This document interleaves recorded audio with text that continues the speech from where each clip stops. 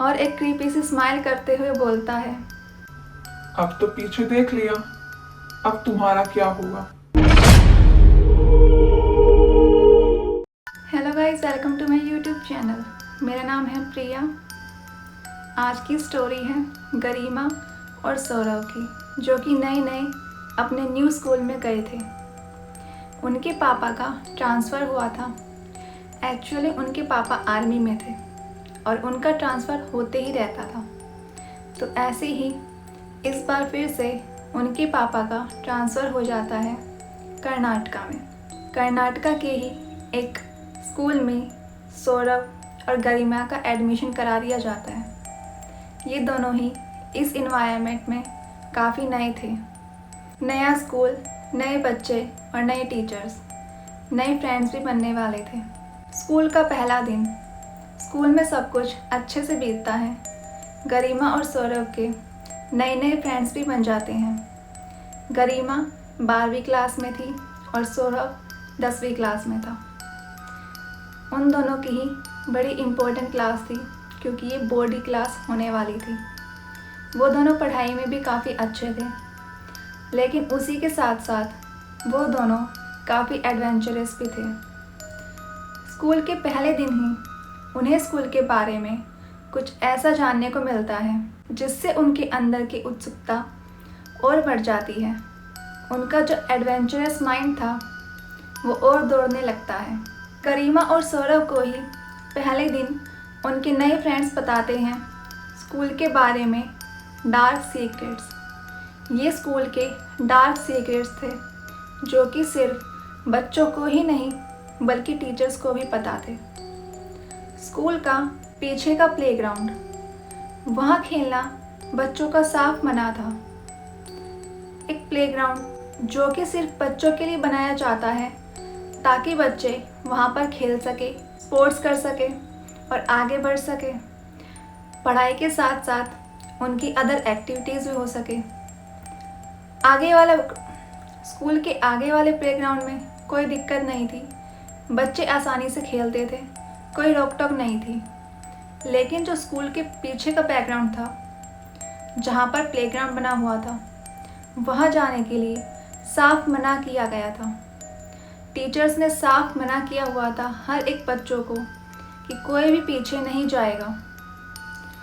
जो पीछे की क्लासेस थी, उनकी विंडोज से जब पीछे देखा जाता था, पेड़ों से भरी हुई ज़मीन, जहाँ पर एक्स्ट्रा पेड़ पौधे थे, उसी के साथ साथ ग्राउंड के बिल्कुल कॉर्नर में एक रूम बना हुआ था जिसके बारे में बच्चे बताते थे। ये जहाँ पर स्पोर्ट्स के सभी सामान रखे जाते थे, जैसे कि बैट बॉल, फुटबॉल, वॉलीबॉल।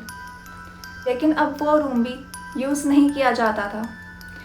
पीछे देखने से ऐसा लगता था जैसे सालों बीत गए हो किसी को वहाँ जाए हुए, और ऐसा नज़ारा देखकर सच में वो ग्राउंड काफ़ी डरावना भी लगता था। पीछे देखना साफ मना था, लेकिन बच्चे पर्दे हटाकर देख लिया करते थे। सभी बचपन होता ही ऐसा है, जिस काम को करने के लिए मना किया जाता है बच्चे सबसे पहले वही करते हैं। पहला दिन तो किसी तरह बीत जाता है। वो दोनों इस बारे में बात भी करते हैं, लेकिन फिर पहले दिन में क्या क्या ही कर लेंगे, तो इस बात को टाल दिया जाता है। ऐसे ही करके उनके बाकी दिन बीतने लगते हैं और एक दिन आता है। उस दिन उनके पीटी सर हर एक क्लास में जाकर बोलते हैं कि आज कोई भी बच्चा किसी भी पीरियड में बाहर खेलने के लिए नहीं आएगा। ऐसा क्या होता है किसी को नहीं पता। पीटी सर का चेहरा काफ़ी सफ़ेद पड़ चुका था, जैसे कि उन्हें काफ़ी भारी टेंशन हो। पता नहीं क्या टेंशन थी जो सिर्फ उन्हीं को पता था। टीचर्स भी पूछते हैं, लेकिन पीटी सर के पास इतना टाइम ही नहीं था कि वो सबको एक्सप्लेन कर सके। बस इसी रीज़न से गरिमा और सौरभ का माइंड चलता है और वो सोचते हैं कि ऐसा क्या हुआ होगा जिससे पीटी सर आज खिलाने से साफ मना कर रहे हैं। ये दोनों आपस में बात करते हैं और डिसाइड करते हैं कि आज हम स्कूल से बाहर नहीं जाएंगे, और जाएंगे तो स्कूल के पीछे वाले प्लेग्राउंड में, ये देखने के लिए कि आखिर वहाँ ऐसा क्या है जिसकी वजह से हम सबको जाने से मना किया जाता है। ज़्यादा से ज़्यादा क्या होगा, कोई भूत मिल जाएगा, हमें वही तो देखना है। दोनों को इन सब बातों से डर ही नहीं लगता था, या कहें तो इनको डर के बारे में पता ही नहीं था। प्लान के अकॉर्डिंग ये दोनों स्कूल ऑफ हो जाने पर स्कूल से बाहर नहीं जाते हैं और वॉशरूम में जाकर छिप जाते हैं। सभी बच्चे वहाँ से जा चुके थे, स्कूल बिल्कुल खाली हो चुका था। फिर वो दोनों बाहर आते हैं पीछे जाने के लिए, और पीछे जाते हैं तो देखते हैं कि वहाँ जाकर एक अजीब सी ठंडक हो गई थी। गरिमा सौरभ से बोलती है कि देख, यहाँ पर कितना ठंडा एनवायरनमेंट है, यहाँ पर खेलने में कितना मज़ा आएगा, हमें यूं ही यहाँ आने से मना किया जाता है। सौरभ भी बोलता है कि हाँ, बस यहाँ की सफाई करानी है और सब कुछ ठीक तो है। वो धीरे धीरे उस प्लेग्राउंड के अंदर जा ही रहे थे। अंदर जाते हैं, लेकिन तभी उन्हें पीछे से किसी के भागने की आवाज़ आती है।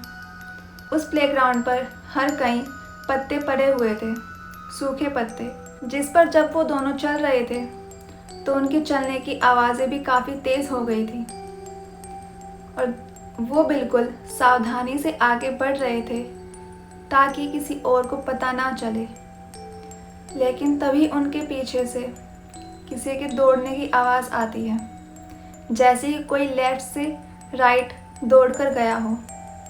वो पीछे मुड़ते हैं तो वहाँ पर कोई नहीं था, पर उन्हें आवाज़ साफ आई थी। अब उन दोनों का दिल ठहरने लगा था, डर उनके दिल में आ चुका था, लेकिन वो वापस जाने के लिए तैयार ही नहीं थे। वो और आगे जाते हैं। जैसे ही वो आगे बढ़ रहे थे, फिर से पीछे से किसी के दौड़ने की आवाज़ आती है, लेकिन वो फिर भी वहाँ से नहीं जाते हैं। वो सोचते हैं ये स्कूल का कोई बच्चा ही होगा जो सबको यहाँ पर फालतू में डराता है। आज इसको तो हम पकड़ कर ही रहेंगे और फिर लेकर जाएंगे प्रिंसिपल और पीटी सर के आगे और दिखाएंगे कि जिससे आप डरते हो वो और कोई नहीं बल्कि एक स्कूल का बच्चा ही है। उनकी बात बिल्कुल सही थी, वो था तो एक बच्चा ही, लेकिन जिंदा नहीं था। उसकी डेथ हो चुकी थी, जिसकी वजह से वो प्लेग्राउंड भी बंद कर दिया गया था। फिर वो आगे जाते हैं उस रूम की तरफ। वहाँ जाकर देखते हैं तो वहाँ पर सभी सामान रखे हुए थे। बॉल्स रखी थी, बैट्स रखे थे, फुटबॉल्स, वॉलीबॉल्स, सभी सामान वहाँ पर थे, लेकिन वहाँ पर हर जगह जाले लगे हुए थे। वहाँ पर जाते हैं और उन्हें दिखता है, बड़े बड़े अक्षरों में लिखा हुआ था कि पीछे मुड़कर मत देखना। ये देखते ही सौरभ के मन में ख्याल आता है कि पीछे क्या है, पीछे मुझे देखना चाहिए। ऐसा ही ख्याल उसके मन में आ रहा था। वो पीछे मुड़ने लगता है। तब गरिमा को ऐसा एहसास होता है कि उनके पीछे कोई खड़ा हुआ है। इस बार गरिमा को भी डर लग रहा था। वो सौरभ से बोलती है कि पीछे मत मुड़ना, लेकिन सौरभ पीछे मुड़ देता है और उसके पीछे खड़ा हुआ था बिल्कुल उसके जितना लड़का, जो कि इंसान नहीं था। वो था तो उसके जितना ही, उसी की स्कूल ड्रेस पहने, और उसको घूरे जा रहा था। उसकी आंखों में जान ही नहीं थी। उसके चेहरे पर खून लगा हुआ था। हर जगह से उसका चेहरा कटा हुआ था, जैसे कि किसी ने बेरहमी से उसे मार दिया हो, और वो बस सौरभ को घूरे जा रहा था और एक क्रीपी सी स्माइल करते हुए बोलता है, अब तो पीछे देख लिया, अब तुम्हारा क्या होगा। तुम भी उन सब की तरह मारे जाओगे। ये सुनते ही सौरभ वहीं बेहोश हो जाता है। गरिमा पीछे नहीं मुड़ी थी, लेकिन जैसे ही वो सौरभ को बेहोश देखती है, वो चिल्ला पड़ती है और देखती है तो पीछे अब कोई नहीं था। उसे साफ सुनाई दिया था कि उस लड़के ने सौरभ से क्या बोला था और अब उसके दिल की धड़कनें बढ़ने लगी थी। उसे भी डर लग रहा था कि अब सौरभ का और मेरा क्या होगा। वो डर के मारे ज़ोर से चिल्लाती है। ज़ोर से चिल्लाने पर वहाँ पर पीटी सर और उनकी क्लास टीचर आ चुकी थी। वो दोनों हैरान थे कि बच्चे यहाँ पर क्या कर रहे हैं, ये टाइम तो छुट्टी का है, ये दोनों बच्चे अभी तक यहाँ पर क्या कर रहे हैं। गरिमा को काफ़ी डांट पड़ती है, लेकिन सौरभ बेहोश हो चुका था। पीटी सर उसे उठाकर ले जाते हैं और स्कूल के रेस्ट रूम में उसे होश में लाया जाता है। सौरभ जैसे ही होश में आता है, उसे कुछ याद नहीं था कि वो पीछे भी गया था। वो गरिमा से पूछता है कि मैं यहाँ क्या कर रहा हूँ। सौरभ बिल्कुल नॉर्मल, जैसे कि उनके साथ कुछ हुआ ही ना हो, जैसे कि वो कभी प्लेग्राउंड में गए ही ना हो, बिल्कुल नॉर्मल था और अपने घर जा रहे थे। घर जाने पर भी सौरभ बिल्कुल शांत था, ना किसी से बातें करना और ना गरिमा के साथ खेलना। गरिमा को ये सब नॉर्मल नहीं लग रहा था।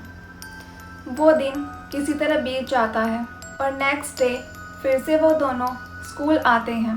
वो दोनों अपनी अपनी क्लास में चले जाते हैं और लंच पीरियड के बाद गरिमा के पास सौरभ का दोस्त आता है उसे बुलाने के लिए और बोलता है कि सौरभ की तबीयत ठीक नहीं है। गरिमा ये सुनकर दौड़ी हुई सौरभ की क्लास में जाती है। वहाँ जाकर देखती है तो सौरभ बेहोश पड़ा हुआ था। उसे कुछ पता नहीं था कि इस क्लासरूम में क्या हुआ है। सौरभ को फिर से रेस्ट रूम में ले जाया जाता है। गरिमा सौरभ के दोस्त से पूछती है कि आखिर ऐसा यहाँ पर क्या हुआ था। सौरभ का दोस्त कुछ बताता, इतने ही वहाँ पर पीटी टीचर आ जाते हैं और वो गरिमा को प्रिंसिपल ऑफिस में लेकर जाते हैं। वहाँ जाकर गरिमा को सीसीटीवी कैमरास दिखाए जाते हैं। सीसीटीवी कैमरा में दिखता है कि पिछली रात को रात के 2:30 बजे सौरभ इस स्कूल में आया था। वो पीछे वाले ग्राउंड में घूम रहा था किसी और से बातें करते हुए, लेकिन सौरभ के अलावा कोई और नज़र नहीं आ रहा था। लेकिन ये साफ दिखाई दे रहा था कि सौरभ के साइड में कोई ना कोई तो है, क्योंकि फुटप्रिंट्स के निशान वहाँ पर बनते जा रहे थे और ऐसा लग रहा था कि सौरभ किसी से हवा में बातें कर रहा है। और सौरभ अचानक रुक जाता है और कैमरे की तरफ देखने लगता है और बोलता है, मैं फिर से आ गया हूँ। और ये बोलते ही वह कैमरा ब्लर होकर बंद हो जाता है। उसके बाद वहाँ पर क्या होता है किसी को नहीं पता। ये नज़ारा देखकर प्रिंसिपल के भी हाथ पैर कांपने लगते हैं। वो गरिमा को बताते हैं कि देखो, तुम्हारा भाई रात को यहाँ पर आया था और ऐसी हरकतें कर रहा था। तभी वहाँ पर पीटी सर भी खड़े थे। पीटी सर का चेहरा बिल्कुल सफ़ेद पड़ चुका था, जैसे उन्हें पता हो कि यहाँ पर ये सब क्या हो रहा है। तभी वहाँ पर सौरभ की क्लास टीचर आती है और वो आकर प्रिंसिपल को बताती है कि सौरभ क्लास में अजीब हरकतें करने लग गया था। वो अपने दोस्त को मारने लगा था और एक से कंपास छीनकर वो खुद को चुभाने लगा था। किसी तरह हमने उसे रोका, लेकिन वो होश में नहीं आया और उसके बाद वो बेहोश हो गया। पता नहीं सौरभ ऐसी हरकतें क्यों कर रहा है। हमें उसके पेरेंट्स को स्कूल में बुलाना होगा। सौरभ के पेरेंट्स के पास कॉल कर दिया जाता है। गरिमा इस टाइम पर काफ़ी टेंशन में थी और तब उन्हें खबर आती है कि सौरभ भी होश में आ चुका है। गरिमा और पीटी सर सौरभ के पास जाते हैं। सौरभ इस बार नॉर्मल नहीं था। वो उठता है और उठकर बैठ जाता है। बैठते हुए वो सबको बारी बारी करके देखता है और पीटी सर की तरफ आकर रुक जाता है। पीटी सर को वो घूरने लगता है। पीटी सर समझ चुके थे इस टाइम पर उनके सामने सौरभ नहीं बल्कि कोई और है, जिसका राज सिर्फ पीटी सर को ही पता था। लेकिन क्या ये राज सिर्फ पीटी सर को पता था या फिर कोई और टीचर भी थी वहाँ पर? पीटी सर के साथ गरिमा की क्लास टीचर भी वहाँ पर आ जाती है और ये देखकर वो पीटी सर से बोलती है कि लगता है वो वापस आ चुका है। तभी सौरभ हंसने लग जाता है और बोलता है, बड़ी जल्दी समझ गए। इस बार तुमने समझने में गलती नहीं की। मैं फिर से आ चुका हूँ और इस बार मैं किसी ना किसी को अपने साथ लेकर ही जाऊँ। पीटी सर और क्लास टीचर के पसीने छूटने लगे थे। वो किसी को बताते भी तो क्या बताते, लेकिन वहाँ पर गरिमा के अलावा और कोई नहीं था। गरिमा के मन में काफ़ी ख्याल उठ रहे थे, लेकिन वो अपने पेरेंट्स के आने का वेट करती है। और फिर आते हैं सौरभ और गरिमा के पेरेंट्स। सौरभ के पापा तो वहाँ पर नहीं आ सकते थे, लेकिन उनकी मम्मी आई थी और वो काफ़ी टेंशन में थी और आकर वो सौरभ से मिलती है। सौरभ के गले लगती है। सौरभ उन्हें धक्का मार देता है। ये देखकर वो बोलती है कि सौरभ, ये क्या मैनर्स है? तुम ऐसे बिहेव क्यों कर रहे हो? तुम ठीक तो हो ना? सौरभ को अपने हाथों से चेक करती है। सौरभ बिल्कुल ठीक था, लेकिन उसके बिहेवियर बिल्कुल भी ठीक नहीं था। वो काफ़ी स्ट्रेंज बिहेव कर रहा था। और पीटी सर सौरभ की मम्मी से बोलते हैं कि इस टाइम पर ये आपका बेटा नहीं बल्कि कोई और है। ये सुनकर सौरभ की मम्मी टेंशन में आ जाती है। वो पूछती है कि कौन है? ये सौरभ ही तो है, मेरा बेटा। पता नहीं इसकी क्या हालत हो गई है। कुछ दिन ही तो हुए हैं इसे यहाँ पर आए और पता नहीं ये कैसे बिहेव करने लगा है। मुझे लगता है कि आपके स्कूल के बच्चे ही शरारती हैं, जिन्होंने इसे भी शरारती बना दिया है। पीटी सर सौरभ की मम्मी को समझाने की कोशिश करने लगते हैं, लेकिन तभी सौरभ बेड पर खड़ा हो जाता है और चिल्लाकर बोलता है, चुप हो जाओ। मुझे परेशान कर दिया है तुम लोगों ने।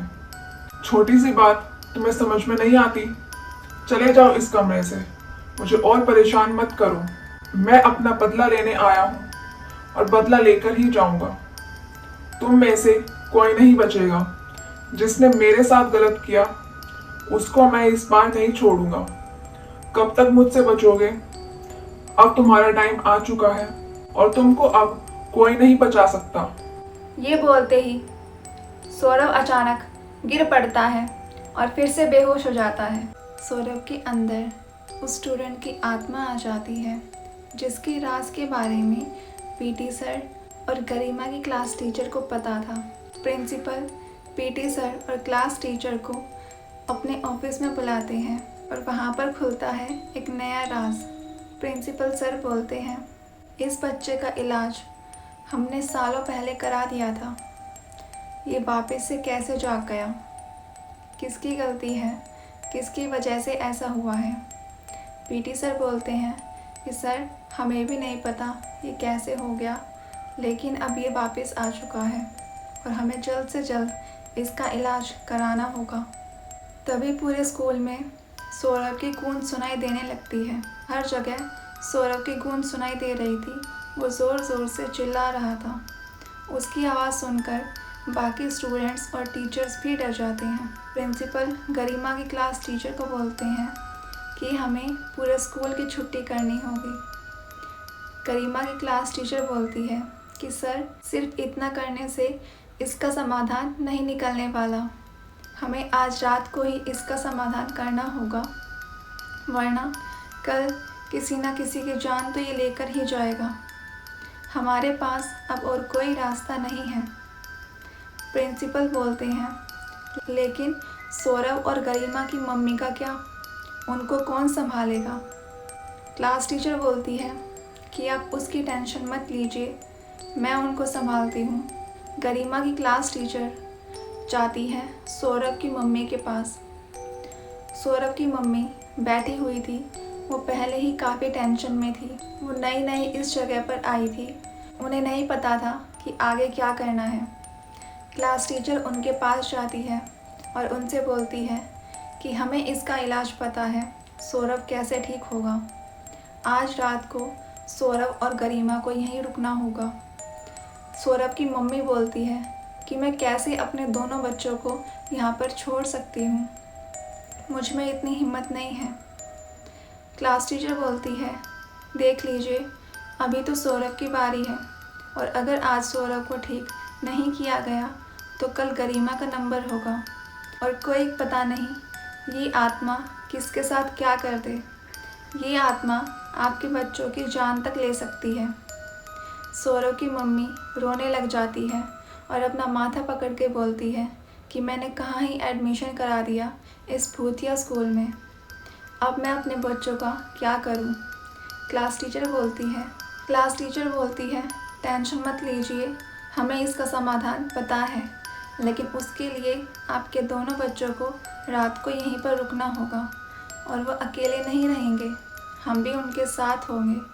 आप हम पर भरोसा कीजिए और हम आपके दोनों बच्चों को आपके पास वापस लेकर आएंगे। गरिमा और सौरभ की मम्मी के पास कोई और रास्ता अब नहीं बचा था। वो किसके पास जाती, किसको अपना दुख दर्द बताती। वो इस बात के लिए राज़ी हो जाती है। स्कूल की छुट्टी कर दी जाती है और स्कूल में बचते हैं पीटी सर, क्लास टीचर और सौरभ, गरिमा। ये चारों स्कूल में अकेले थे। अंधेरा होने पर स्कूल में कहीं से बेल बजने की आवाज़ आती है। ज़ोर ज़ोर से घंटी बज रही हो। पीटी सर बोलते हैं, हमें इस घंटी को फॉलो करना होगा। ये चारों ही उस घंटी को फॉलो करने लगते हैं। ये आवाज़ जहाँ से आ रही है उसे ढूंढने लगते हैं। ये चारों एक साथ ही थे और फिर अचानक स्कूल की लाइट चली जाती है। पूरे स्कूल में अंधेरा हो जाता है और उस आवाज़ को फॉलो करते हुए ये चारों ही पहुंच जाते हैं स्कूल के बैक साइड में, उसी प्लेग्राउंड में जहां से इस प्रॉब्लम की शुरुआत हुई थी। वहां वो आगे बढ़ने लगते हैं। गरिमा ने सौरभ का हाथ कसकर पकड़ रखा था। उसे अपने भाई की काफ़ी टेंशन थी। वो आगे जाने लगते हैं और तभी सौरभ हंसने लगता है, ज़ोर ज़ोर से, जैसे उसके अंदर कोई आत्मा आ गई हो। वही आत्मा जो सौरभ के अंदर पहले से थी। ये आत्मा कोई और नहीं बल्कि एक स्कूल स्टूडेंट ही था। वो अपना हाथ छुड़ाकर सबको देखने लगता है। उस प्लेग्राउंड में हर जगह झूले हिल रहे थे, जबकि थोड़ी सी भी हवा नहीं चल रही थी। वहाँ पर झूले ज़ोर ज़ोर से हिलने लग जाते हैं। ये माहौल देखकर वो तीनों पहले ही काफ़ी डर चुके थे। फिर आता है गरिमा के सामने एक 13 साल का लड़का। उसका नाम था अर्जुन। ये उसी की आत्मा थी जो सौरभ के अंदर थी। उसका चेहरा खून से भरा हुआ था और उस दूसरी तरफ गरिमा सौरभ को देखती है। सौरभ की पूरी आंखें काली हो चुकी थी और वो बस क्रीपी सी स्माइल दे रहा था। गरिमा को काफ़ी डर लग रहा था और टेंशन भी हो रही थी अपने भाई को लेकर। पीटी टीचर और क्लास टीचर भी वहीं खड़े थे। वो ये सब देख ही रहे थे। प्लेग्राउंड में बस हल्की सी रोशनी थी और उस रोशनी में साफ एक लड़का उनके सामने खड़ा नज़र आ रहा था। वो लड़का गरिमा की तरफ बढ़ने लगता है। गरिमा ये देखकर डर जाती है और वो अपने कदम पीछे बढ़ाने लगती है। लेकिन तभी गरिमा के पैरों में कुछ चीज़ आती है। वो नीचे देखती है तो नीचे था एक आईडी कार्ड। उस पर लिखा था अर्जुन। ये अर्जुन का ही आईडी कार्ड था जो गरिमा के हाथों में था। जैसे ही वो आईडी कार्ड गरिमा अपने हाथ में लेती है, वहाँ पर ज़ोर से ठंडी हवाएं चलने लगती हैं और ना जाने कितने बच्चों के चिल्लाने की आवाज़ आती है। और तभी अर्जुन बोलता है कि मैं यहाँ पर अकेला नहीं था, मेरे साथ बाकी लोग भी हैं जिनके बारे में तुम्हें नहीं पता। वो ये सब बोल ही रहा था कि अचानक सौरभ खड़ा खड़ा बेहोश हो जाता है और अर्जुन जो कि उनके सामने खड़ा था वो अचानक धुंधला पड़ने लग जाता है, जैसे कि वो गायब हो रहा हो। लेकिन तभी क्लास टीचर की नज़र एक पेड़ पर जाती है जो स्पोर्ट्स रूम के बिल्कुल साइड में था। उस पेड़ पर कोई उल्टा लटका हुआ था और ये कोई और नहीं बल्कि अर्जुन ही था।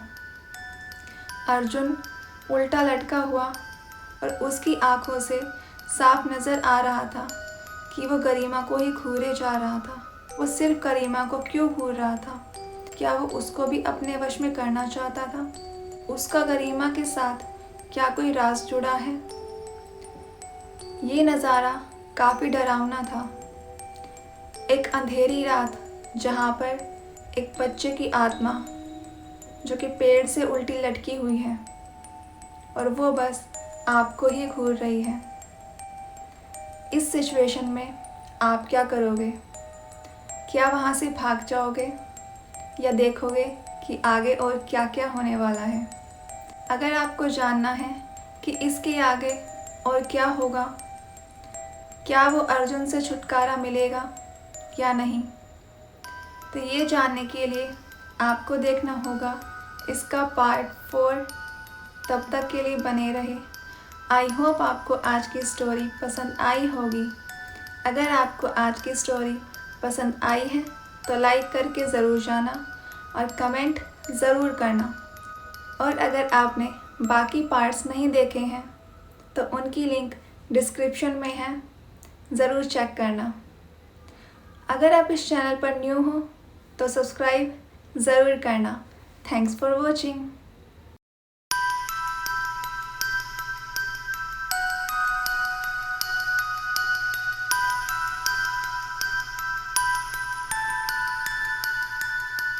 कि मैंने क्या किया था। मैं तो किसी को परेशान भी नहीं करता था।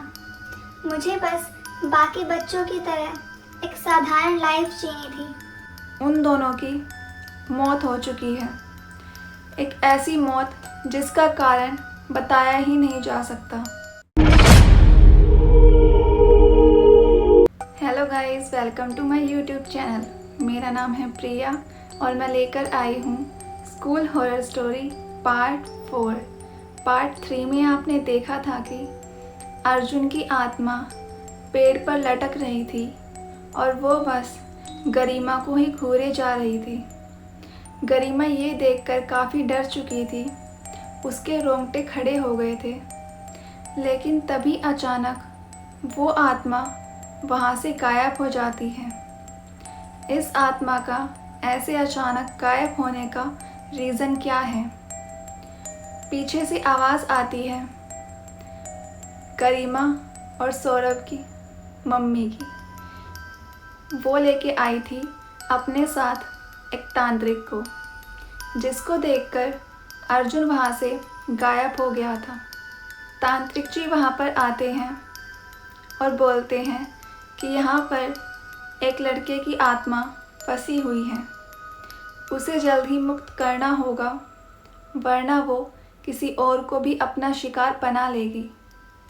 ये आत्मा इंसाफ चाहती थी, ऐसा इंसाफ जो कि उसके साथ बहुत गलत हुआ। फिर तांत्रिक जी पीटी सर की तरफ देखते हैं और उनसे बोलते हैं कि आप सच बताएंगे या मैं बताऊं? तब पीटी सर बोलते हैं 12 साल पहले की बात है। उस टाइम पर अर्जुन 9वीं क्लास में था। वो भी सभी बच्चों की तरह साधारण बच्चा था जो कि स्कूल में पढ़ने के लिए आता था। वो काफ़ी शरीफ बच्चा था, ना किसी से लड़ाई झगड़ा करना और ना ही किसी को उल्टा बोलना। बस इसी बात का फ़ायदा उठाते थे बड़े बच्चे, जो कि 11वीं और 12वीं कक्षा में थे। वो सभी अर्जुन को काफ़ी परेशान किया करते थे। अर्जुन ने काफ़ी सहन किया, लेकिन उसकी सहन शक्ति ख़त्म होने के बाद उसने प्रिंसिपल को भी कंप्लेंट की। उसने अपने प्रिंसिपल ने इस बात को आया जाया कर दिया और इस बात पर ध्यान नहीं दिया। और एक दिन आता है स्पोर्ट्स डे का। उस टाइम पर सभी बच्चे और टीचर्स बिज़ी थे। उस दिन वही शरारती बच्चे जो कि अर्जुन को परेशान किया करते थे, वो फिर से अर्जुन के पास जाते हैं उसे परेशान करने के लिए। वो अर्जुन को पीछे स्पोर्ट्स रूम में बंद कर देते हैं। वो स्पोर्ट्स रूम बिल्कुल कॉर्नर में था, पीछे के प्लेग्राउंड में। वहाँ पर जल्दी से कोई आया जाया नहीं करता था। उसके बाद वो दोनों वहाँ से चले जाते हैं और वो अर्जुन को वहीं बंद छोड़ जाते हैं। स्पोर्ट्स डे के बाद 2 दिन की छुट्टी होने वाली थी। इस छुट्टी में अर्जुन उसी रूम में बंद रहा, भूखा प्यासा, लेकिन किसी ने उसकी आवाज़ नहीं सुनी। अर्जुन की वहीं पर डेथ हो जाती है। 2 दिन बाद स्कूल खुल जाता है, लेकिन किसी का पीछे जाने का काम ही नहीं था। मैं 1 हफ्ते के लिए छुट्टियों पर था, जिस वजह से बच्चे भी खेलने नहीं आया करते थे। मेरा पीरियड ऑफ ही रहता था, जो कि दूसरे टीचर्स ले लेते थे, और इसी कारण वो स्पोर्ट्स रूम कभी खुला ही नहीं और ना उसके आसपास कोई गया। फिर मैं जब आता हूँ और क्लासेस स्टार्ट होती हैं, तब पीछे के प्लेग्राउंड में एक अजीब सी बदबू आती है, काफ़ी तेज़ बदबू। और उसी बदबू को फॉलो करते हुए मैं जाता हूँ स्पोर्ट्स रूम के अंदर, और वहाँ जाकर पता चलता है कि अर्जुन की वहाँ पर लाश थी। अर्जुन की वहाँ डेथ हो चुकी थी। पूरा स्कूल सदमे में चला जाता है। किसी को इस बात पर यकीन ही नहीं था। सब सदमे में थे कि ऐसा कैसे हुआ। ना ही किसी को पता था कि ऐसी हरकत किसने की, किसने अर्जुन को वहाँ पर बंद किया। प्रिंसिपल सर भी इसे सुसाइड बताकर वहीं पर बात आया जाया कर देते हैं और इसको आगे नहीं बढ़ाया जाता। अर्जुन को यहाँ पर इंसाफ नहीं मिलता है और अर्जुन इसी इंसाफ के लिए यहाँ पर तड़प रहा है। तब तांत्रिक जी बताते हैं, बदला तो अर्जुन ने ले लिया है। ये सुनकर सभी हैरान हो जाते हैं। क्लास टीचर और पीटी टीचर पूछते हैं कि कब हुआ और कैसे हुआ। तांत्रिक जी बताते हैं कि जब इसकी आत्मा सौरभ के अंदर आई, तब सौरभ रात को अकेला घर से बाहर निकल जाया करता था और कहाँ जाता था किसी को नहीं पता था। लेकिन मुझे पता है वो गया था उन दोनों बच्चों से बदला लेने। अब इस बात को 12 साल बीत चुके हैं। वो अब बच्चे नहीं रहे। 12 साल बीतने के बाद भी अर्जुन उनको नहीं भूला और फिर खबर आती है उन दोनों की मौत हो चुकी है। एक ऐसी मौत जिसका कारण बताया ही नहीं जा सकता। ये काफ़ी दर्दनाक मौत थी। इसका कारण क्या था किसी को नहीं पता, लेकिन इसका असली कारण अर्जुन की आत्मा ही है, जो कि सौरभ के अंदर थी। सौरभ की फैमिली को भी नहीं पता था कि सौरभ कब घर से बाहर चला जाया करता था और घर के अंदर आ जाया करता था। ये सब रात के टाइम पर होता था। ये सब बातें सुनकर सौरभ की माँ भी काफ़ी हैरान थी। उन्हें पता ही नहीं चला कि इतना सब कब हो गया। लेकिन फिर भी अर्जुन की आत्मा अभी भी भटक रही है, क्योंकि उस आत्मा को अब मुक्ति चाहिए और वह मुक्ति दिलाने के लिए आया हूँ मैं। तांत्रिक जी वहाँ पर अपने हवन की तैयारी करते हैं और अर्जुन को बुलाते हैं। अर्जुन फिर से सौरभ के शरीर में आता है, फूट फूट कर रोने लग जाता है।